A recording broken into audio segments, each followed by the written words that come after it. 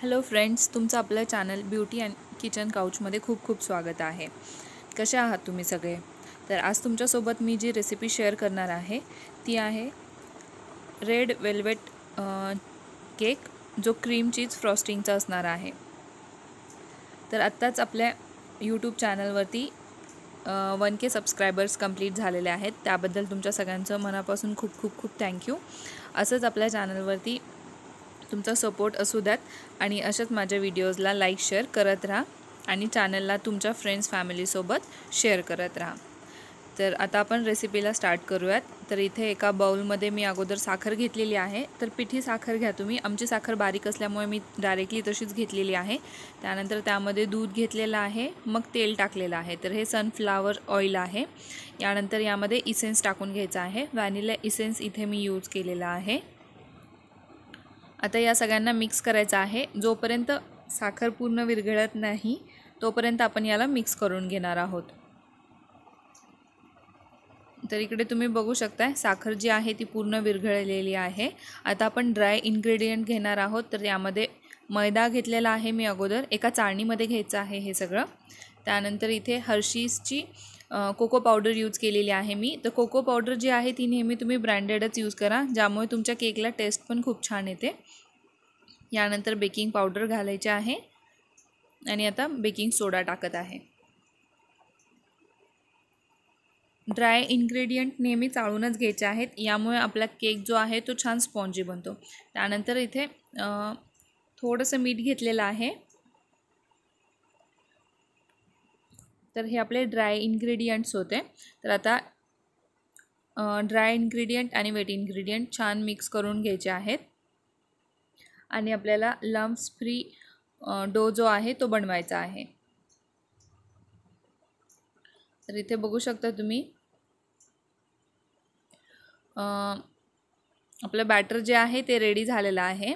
तर आता यामध्ये मी जेल कलर टाकत आहे. रेड फूड जेल कलर आहे हा, आणि याला मिक्स करून घ्यायचा आहे. तर इथे तुम्ही पावडर कलर यूज नका करू किंवा लिक्विड कलर पण यूज नका करू, जेल कलरच यूज करा. कारण जेल कलरमुळे ना आपला जो स्पॉन्ज आहे त्याला कलर जो आहे तो खूप छान येतो. यानंतर सगळ्यात शेवटी आपल्याला यामध्ये विनेगर टाकून घ्यायचं आहे. तर हे व्हाईट विनेगर आहे आणि एक वेळेस छान मिक्स द्यायचं आहे आणि आपल्याला याला लगेच एका टीनमध्ये ट्रान्सफर करायचा आहे. तर टीन जो आहे तो मी बटर पेपरनी लाईन करून घेतलेला आहे आणि आता लगेच याला आपण बॅटरला जे आहे ते टीनमध्ये ट्रान्सफर करणार आहोत. इथे हे जे टीन मी यूज केलेलं आहे हे 6 इंचचं केक टीन आहे.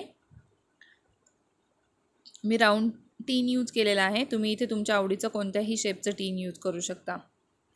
याला थोडंसं टॅप करायचं आहे जेणेकरून त्यामध्ये जे पण एअर बबल्स असतील ते निघून जातील. तर याला बेक करायचं आहे मी इथे 160 डिग्रीमध्ये याला बेक केलेला आहे 30 to 35 मिनिट्समध्ये. बेकिंग टाईम जो आहे तुमच्या अकॉर्डिंग कमी जास्त चेक करूनच हे करा.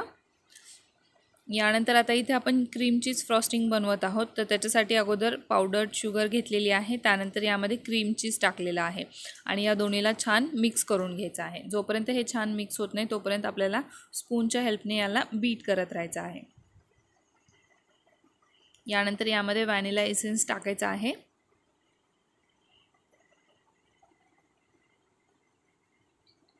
आणि परत एकदा याला छान असं मिक्स करायचं आहे. तर इन्ग्रेडियंट मी यामध्ये जे जे यूज केलेले आहेत ते सगळे मी डिस्क्रिप्शन बॉक्समध्ये पण देते खाली. आता हे छान मिक्स झालं की यामध्ये आपण व्हिप केलेली जी व्हिपिंग क्रीम आहे ती ॲड करणार आहोत.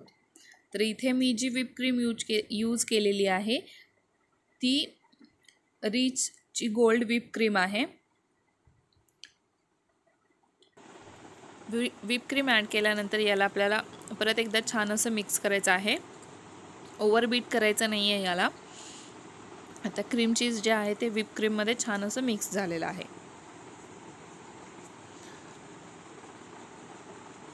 तर आता आपण केकला डेकोरेट करणार आहोत. तर इथे हा मी केक बेस घेतलेला आहे. याला अगोदर थोडीशी व्हिप क्रीम लावली आहे जेणेकरून आपला स्पॉन्ज जो आहे तो त्या बेसवरती फिक्स राहावा. यानंतर मी लेअरमध्ये जो आपला केक बनलेला होता तो कट केलेला आहे. यानंतर इथे साध्या पाण्याने मी केकला सोक करून घेत आहे. तुम्हाला जर गोड जास्त आवडत असेल तर तुम्ही हे इथे साध्या पाण्याच्या ऐवजी शुगर सिरप जरी यूज केला तरी पण चालेल.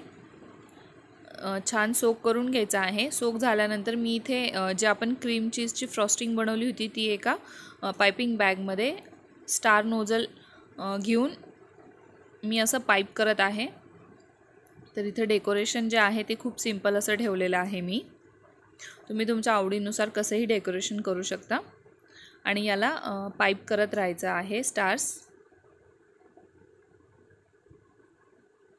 हे जे नोझल मी इथे यूज केलेलं आहे हे नूरचं 21 नंबरचं नोझल आहे जे मी यूज केलेलं आहे.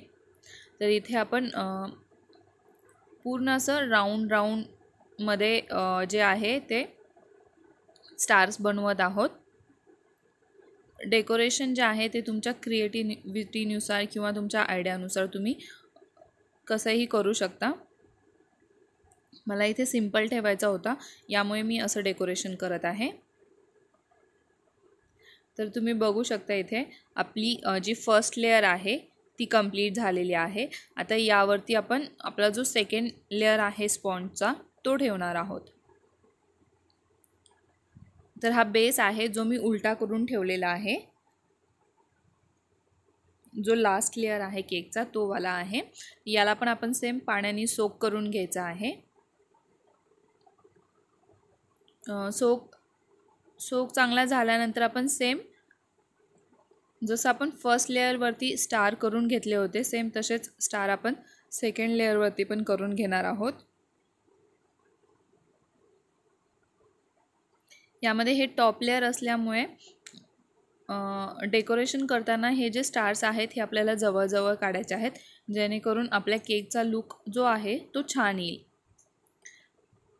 इथे मी क्रीम चीज फ्रॉस्टिंग यूज केलेली आहे. तुम्हाला जर क्रीम चीज आवडत नसेल तर तुम्ही प्लेन व्हिप क्रीम जरी घेतली तरी पण चालेल. केक आपला पूर्ण डेकोरेट करून झाला की याला आपण फ्रीजमध्ये सेट होण्यासाठी ठेवणार आहोत 3 ते 4 तास. 3 ते 4 तास सेट झाल्यानंतरच तुम्ही या केकला कट करा.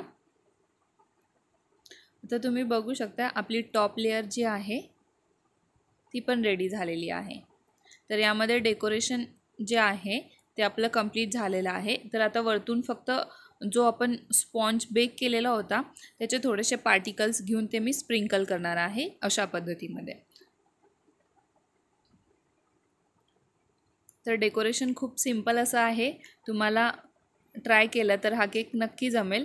आणि तुम्हाला जर ही रेसिपी आवडली असेल तर नक्की ट्राय करा आणि मला कमेंटमध्ये सांगा की तुम्हाला ही रेसिपी कशी वाटली. जर आवडली असेल तर फ्रेंड्स आणि फॅमिलीसोबत शेअर करा. जर तुम्ही चॅनलवर फर्स्ट टाईम आलेला असाल, चॅनलला सबस्क्राईब केलेलं नसेल तर चॅनलला पण नक्की सबस्क्राईब करा. Thank you for watching this recipe.